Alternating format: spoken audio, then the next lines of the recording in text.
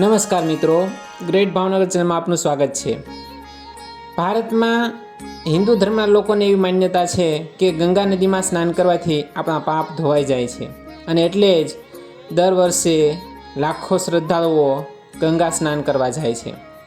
તો એવું જ એક સ્થળ ગુજરાતમાં પણ આવેલું છે કે જ્યાં તમે સ્નાન કરો તો તમારા પાપ ધોવાઈ જાય છે।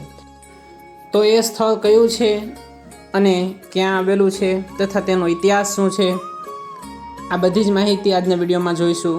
તો અંત સુધી નિહાળજો અમારો વિડીયો, અને જો વિડીયો ગમે તો વિડીયોને લાઇક કરજો, શેર કરજો અને અમારી ચેનલ સબસ્ક્રાઈબ કરજો। ગુજરાતના દરિયાકાંઠે અનેક પ્રવાસન સ્થળો, પવિત્ર યાત્રાધામ આવેલા છે। આવું જ એક અતિ પ્રાચીન અને પવિત્ર યાત્રાધામ એટલે ભાવનગર જિલ્લાનું કોળિયાક ગામ પાસે દરિયાકાંઠે આવેલું નિષ્કલંક મહાદેવ।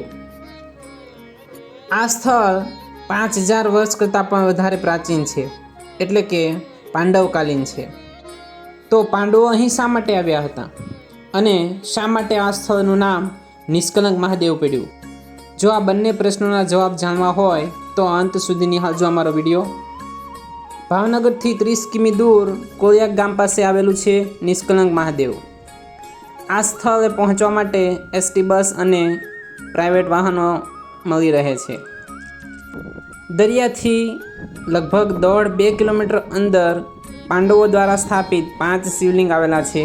અહીં બાજુમાં ધાવડીમાનું મંદિર પણ આવેલું છે, જ્યાં શ્રાદ્ધ વિધિ, પિતૃ તર્પણ અને પિતૃઓના મોક્ષ માટેની ધાર્મિક વિધિઓ કરવામાં આવે છે।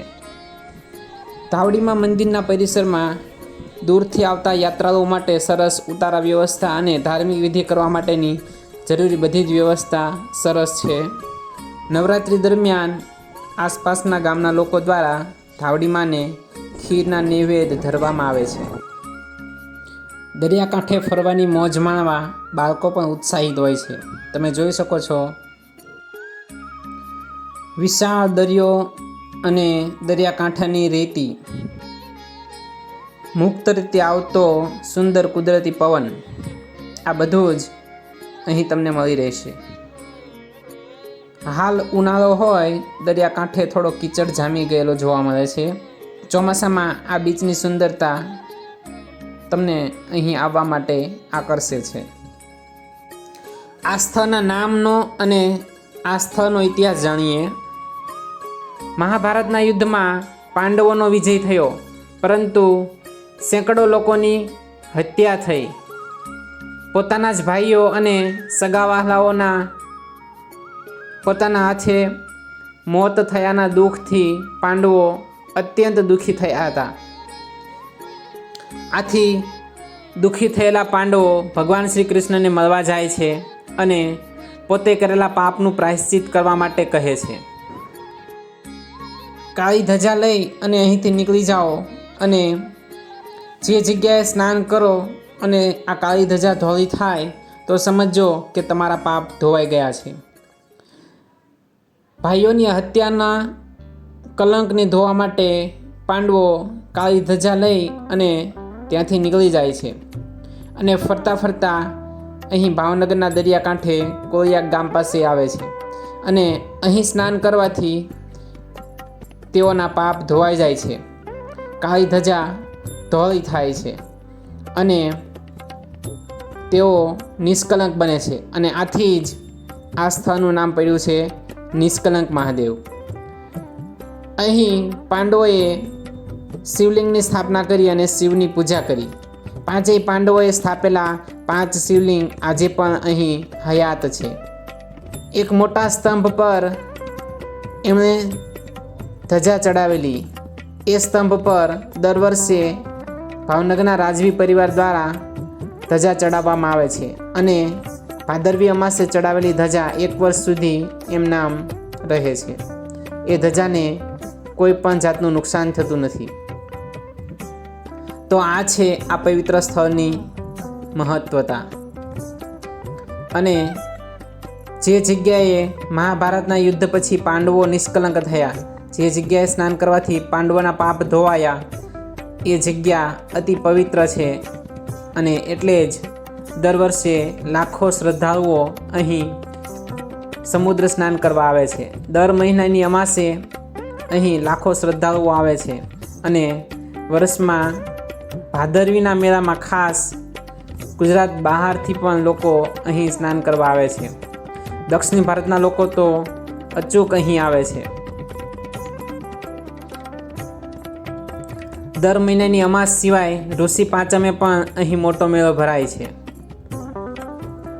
સોમવતી અમાસ હોય ત્યારે પણ મેળા જેવું જ વાતાવરણ અહીં તમને જોવા મળે છે. પવિત્ર શ્રાવણ માસમાં દર સોમવારે અહીં મેળો ભરાય છે.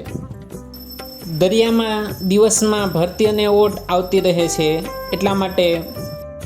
એટલે દિવસમાં માત્ર 2 જ વાર જ્યારે ઓટનો સમય હોય ત્યારે જ અહીંના શિવના દર્શન થાય છે. ભરતીના સમયે 5 શિવલિંગ પાણીમાં ડૂબી જાય છે, જળમગ્ન થાય છે. માત્ર ધજા ચડાવેલો સ્તંભ અને ધજા પાણીમાં ડૂબતું નથી, અને એટલે દૂરથી માત્ર ધજાના દર્શન થાય છે. ઓટના સમયે કાંઠેથી 1.5 કિલોમીટરનો રસ્તો કાપી અને તમે શિવલિંગના દર્શન કરી શકો છો. તમે જોઈ શકો છો પાંડવકાલીન પાંડવો દ્વારા સ્થાપિત 5 શિવલિંગ. યુધિષ્ઠિર, ભીમ, અર્જુન, સહદેવ અને નકુલ, આ 5 પાંડવો દ્વારા સ્થાપિત 5 શિવલિંગ અને ધર્મધ્વજા લહેરાઈ રહી છે.